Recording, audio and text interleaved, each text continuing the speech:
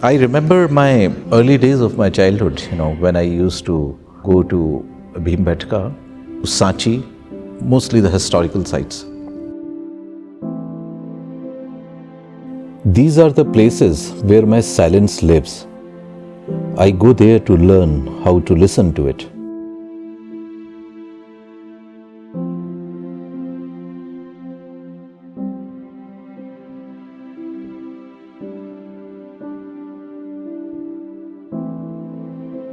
This whole work revolves around language.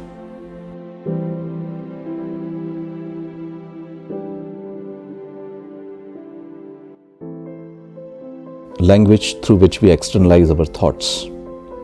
A language with which the ancient people lived, with which the tribal people continue to live. A language which exists in villages, which exists in towns, which exists everywhere. I travelled with this work to various places in Madhya Pradesh. I have worked on the grounds of archaeological sites, in locations of the prehistoric caves.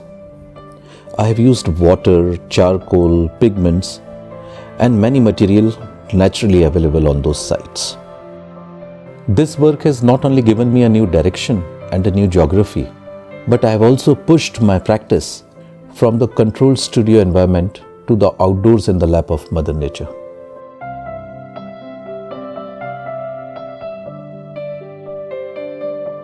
I heard one story from the great linguist Ganesh Devi.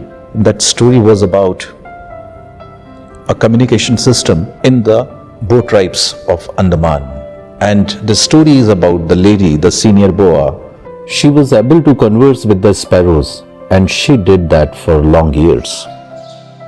With her death, this unique communication system between humans and the bird went extinct.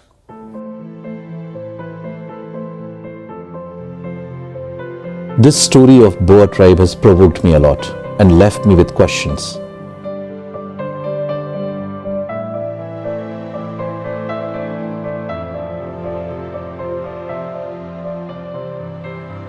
When I started working on this story with innumerable drawings in 2020, I failed many a times. I was struggling to find visuals to communicate this loss.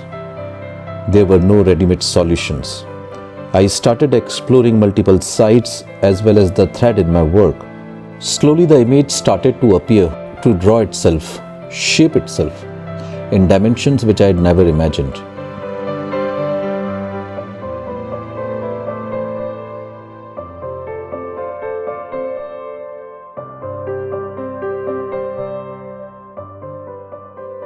The fragments and details which we see in the work, the aggression, the darkness, kind of a dryness of the land, the distant moon, are all forms that contribute towards the ultimate image of that huge loss.